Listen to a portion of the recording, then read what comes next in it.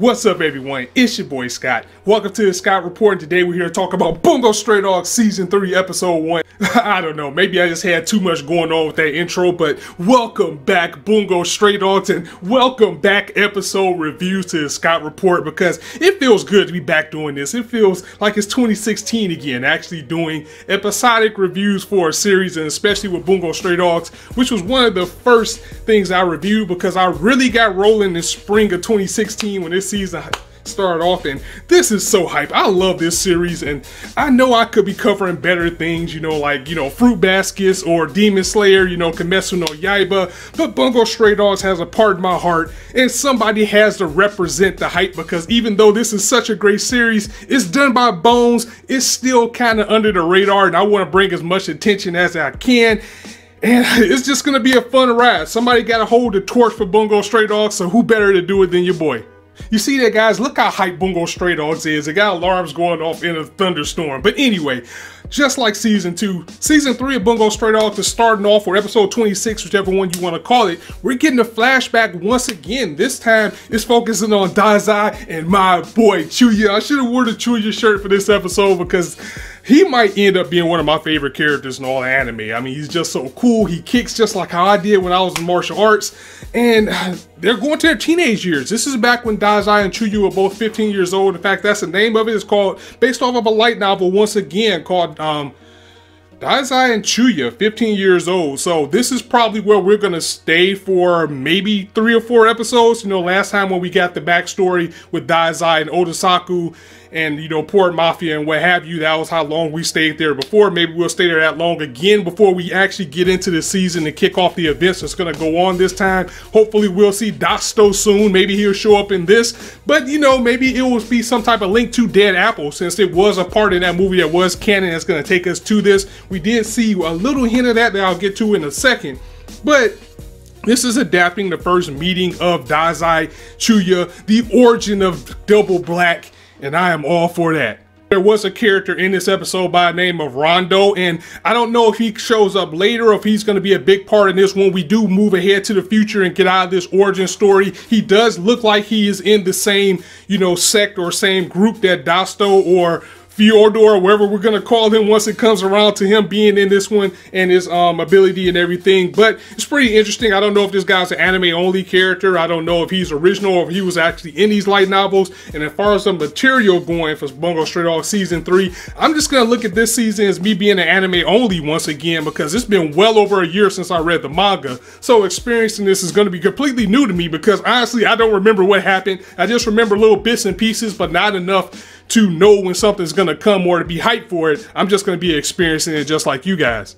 The fabled dragon head conflict where 88 people lost their lives. Maybe we'll actually get it this time, since we're seeing the very early stages of Dazai and Chuki, Double Black, Port Mafia, taking off with Mori or Moria when the doctor, when he first came into power, recruiting Dazai and things like that. We got Grand Rodeo back on the opening, so that's always good as well. Now, as far as the opening goes, it's not my favorite Grand Rodeo song, but it's still Grand Rodeo, so it's still great. I just heard better from them before. Maybe when we get the actual visuals for it, I'll feel a little bit better about it. But let's get to the main thing of this. Let's get to Chuki, because he was an absolute monster in this. Even as a 15-year-old kid, this guy's not climbing on planes. He's kicking bullets out the air, and it just feels good to see him. As much as we can get Chuki, I really wish Chuki would, I know he needs to be on Port Mafia, but I would like to see him on the detective agency just so we can get more Chuki. But it looks like things are building to where Port Mafia and the detective agency might actually have to work together. I know they definitely are going to in this one, in a sense. So, oh man.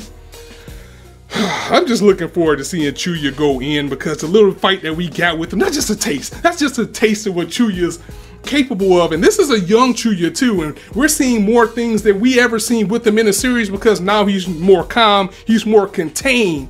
But you're dealing with a Chuki that didn't have any reservations about using his powers and wiping people out, and it was freaking awesome. We also found out that Chuki used to be a leader of a group called the Sheep. He was a leader of a whole bunch of younger children before he went into Port Mafia, and he actually hated Port Mafia. Like, he wanted to end them for some reason, so I'm pretty sure we're going to get into that. We get a little bit of a backstory. Majority of this episode was basically, exposition. We get more insight on Mori and how he came into power with Port Mafia, and we touched on this a little bit back in season 2, where it was more of a mercy kill of him killing the actual former boss than a malicious kill like people think, or the reputation that he has for it. The older boss was beginning to lose his mind a little bit, so he took him out before things got a little bit too dangerous. That's how he came into power as he is in now.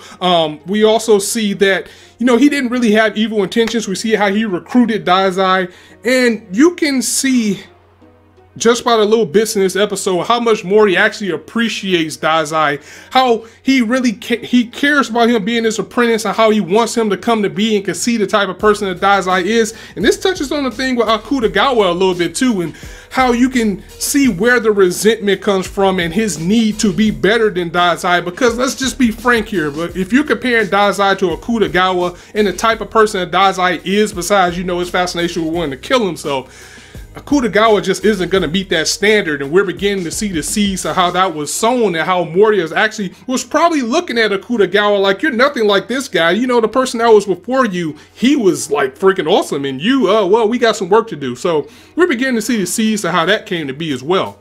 The animation was on point, the interactions was on point.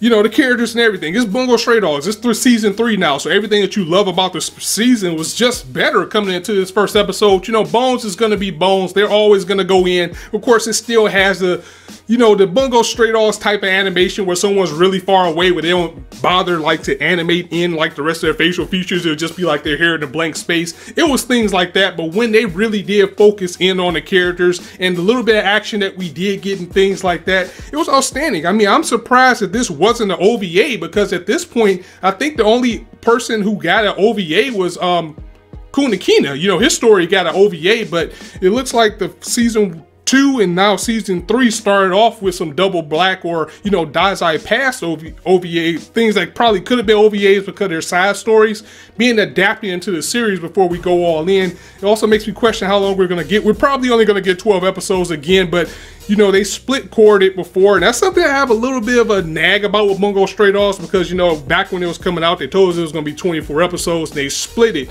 into season 1 and season 2, and I don't really like when anime does that, because if you already know you got 24 episodes, is that really 2 seasons? But besides that, you know, the animation was good, the music was good. I really liked the music that was in this episode as well, and we're getting into some pretty interesting territory again.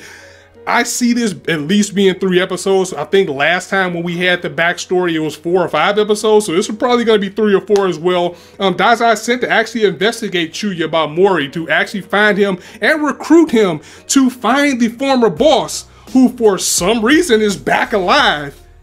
He's causing havoc, and it's more like he's extorting Chuya to actually join him and do this, because he's like, well, you know, your kids that you take care of, I can kill them any time, so you might want to play ball, join Mafia, and do what I say. Here's your new partner, and a beautiful friendship is about to begin, because we know that Chuya and Dazai, whenever these two are together, they're almost this close from fighting each other. And it is time to strap in. It is time for the Bungo Stray Dogs hype, and I am here for it, because we got a lot of build up, and at the end it looks like we're finally about to get to the action. Somebody's about to get it next week, and we're probably about to see, you know, No More Human and the gravity ability clash for the first time, and see why these guys are perfect for each other. I'm all for it, so I'm gonna go ahead and get it by here, guys. If you liked the video, go ahead and drop it a like, and if you want to hear more, go ahead and hit the subscribe button, as there's not a shortage of content for you to indulge on this channel. We're back for Bungo Stray Dogs. Gonna cover as much as I can. Episode reviews are back, at least for this season. As I always say, you guys can be anywhere on YouTube right now. It shows listen to me. I really appreciate that, so thanks for stopping by. Look at the fog there. I mean, the Bungo Stray Dogs hype is just causing all types of problems today. So on that note, it's your boy Scott signing out. See you soon.